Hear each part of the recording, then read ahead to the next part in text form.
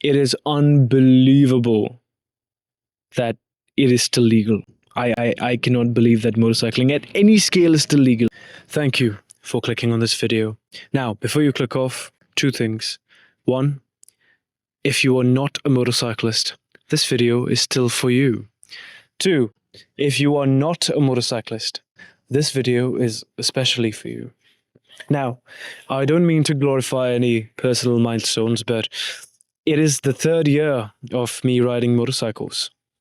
And I am rapidly coming to a rather alarming conclusion.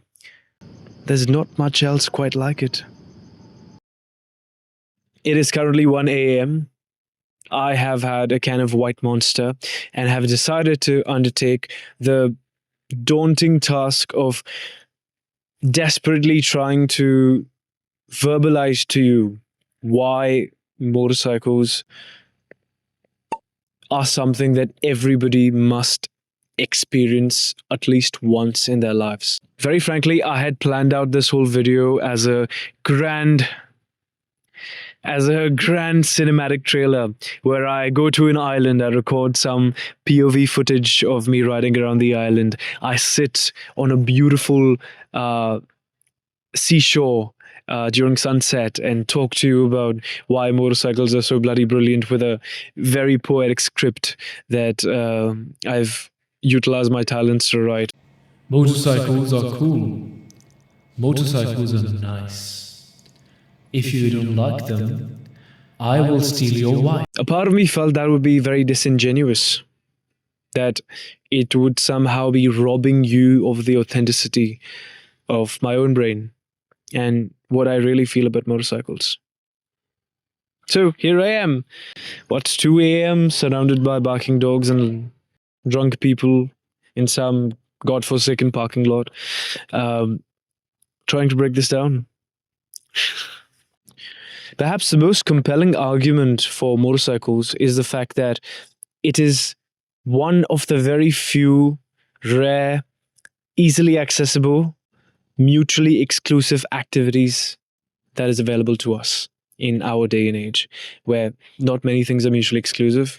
There is an expectation of that one will do many things at once, that you will walk and listen to music, you will drive and listen to music, you will perform multiple tasks at one time, you will work while you're on vacation, things of that nature. And in all of that, motorcycling stands out like a sore thumb. I mean, if you're on a motorcycle, you can't really do much else.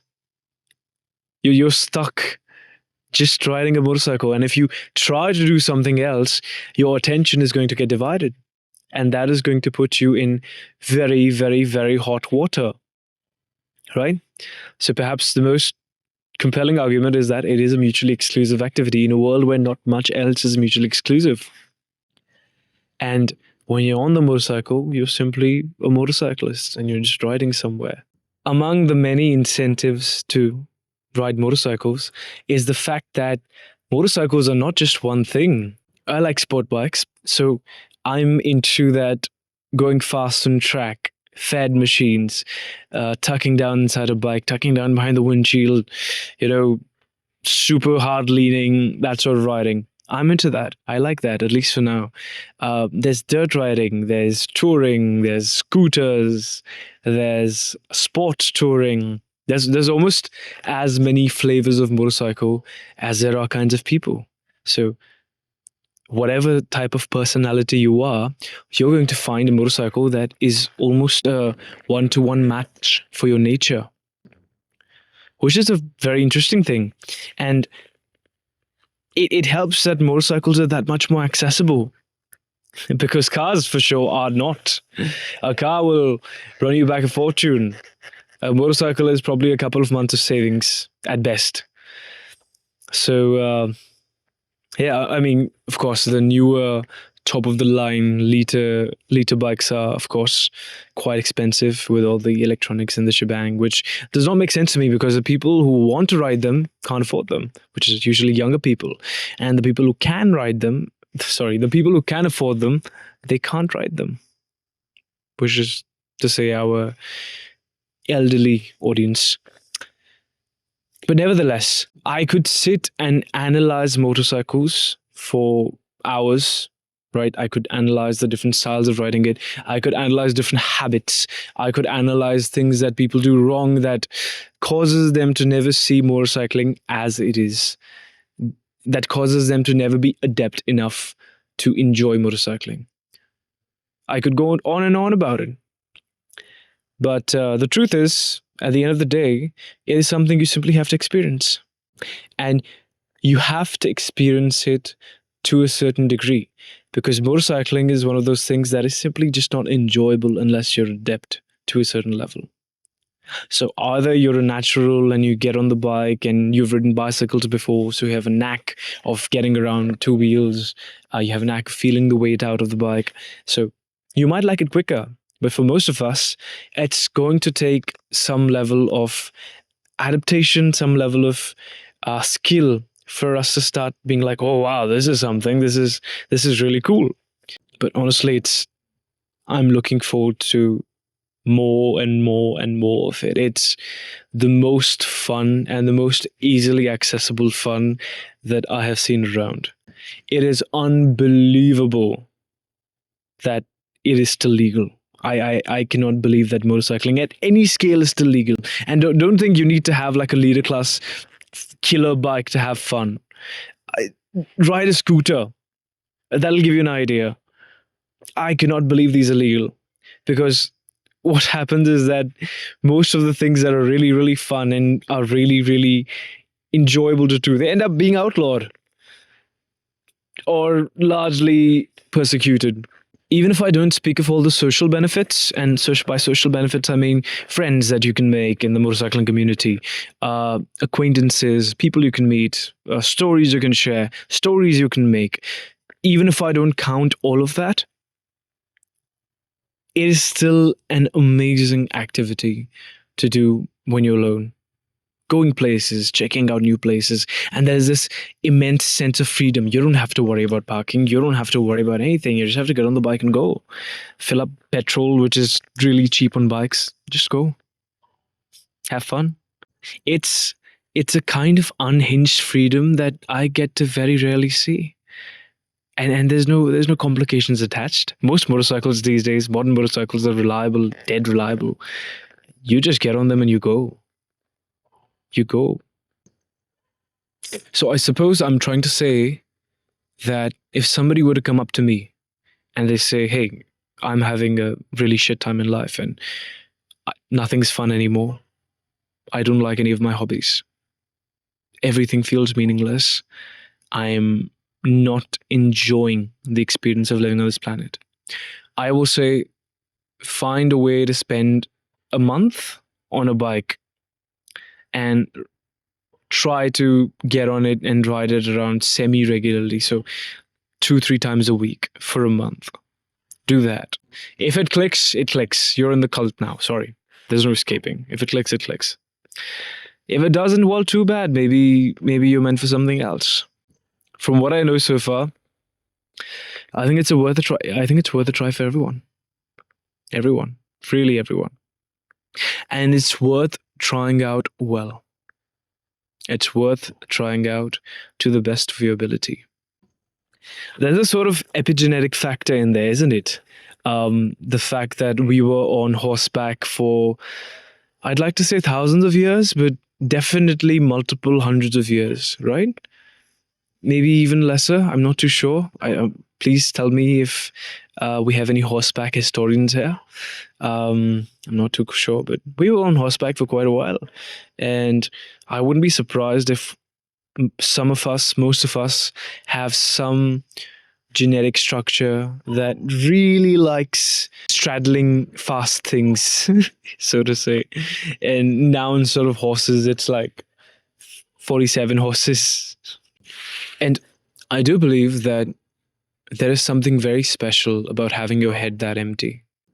Your current safety and your current bodily integrity relying almost completely on how empty you can make your head, how quiet you can make your thoughts go and simply focus on the situation at hand, which is being in traffic, not getting yourself killed. it is greatly, greatly underestimated how powerful that effect of not having a full brain is. Because think about it, you have all these daily urgent thoughts, you have all these routine thoughts. When you're on a motorcycle, there is a biological need for self preservation. And it is so powerful, your brain does recognize that this is what I need to do right now. There is no space for anything else. And when all of that gunk clears up, you're left with yourself. And I cannot think of a more powerful way to get to know yourself. I have figuratively no experience when compared to most people who sit down to make a video about motorcycles. But I felt like I had to. I felt like I really had to. I wanted this to be just an in the moment, authentic thing because, above all, I really like talking and I really felt like I have to talk about motorcycles. And I have to talk a little bit, no matter how hazy, about how special they are and how much they can do for you. And I will tell you this, if you give them some time, if you respect them, and if you ride them well, they will change you as a person. They will change how you live life. They will certainly change how you operate other vehicles, but they will change how you approach finances, relationships, um, how you approach time, your time. Very special things.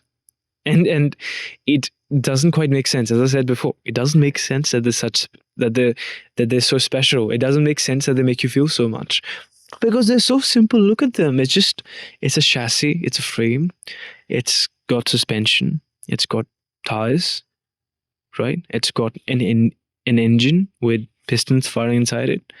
Um, that's nothing. It's got brakes to stop. It's got a clutch to change gears. That's exhaust to make cool noises, and hopefully not give your fellow pedestrians cancer. This one has a catalytic converter in it. I'm not sure if your bikes do, but this one does. I leave it on because pollution is an issue, and I don't want to add to it. But yeah, it's a very simple thing, and it's phenomenal how such a simple thing can transform into so much. But please humor me and please do subscribe because I love to talk and I will keep talking about motorcycles and parallel themes. I can't avoid it. I have an urge to talk about a lot of things, and some of it might be non motorcycle related, but I feel like I have this tendency of viewing everything through the lens of motorcycles. So even if I'm talking about something else, motorcycles are going to come in the picture sooner or later. And don't take me as somebody who's obsessed exclusively with motorcycles. I have so many other interests. I routinely struggle with balancing my interests. Yeah, I do a lot of things, but somehow motorcycles always manage to find themselves right there, right up ahead. Hey, buddy. I think the final word would be like, subscribe. Please, please, please let me do more of this and let me feel validated about doing more of this. Um, if you are a non motorcyclist, I would urge you rent a motorcycle, try it out for some time, give it a chance, give it a proper chance, please. It's a lovely thing. If you are a motorcyclist, I'd say ride more. Try out more different kinds of motorcycles. Try out going to different places. Try out talking more about motorcycles. Try out expressing yourself about motorcycles because that's what I'm doing now. Even though I'm very camera shy, I'm an inherently very camera shy person. I'm not. I'm not particularly good at being in front of the lens, but I'm trying because I just really, really wanted to talk about it, and I wanted to put it up somewhere. And I think that's it for today. Thank you so much for listening. If you've made it to the end. Thank you for clicking on this video. Would you like to say something?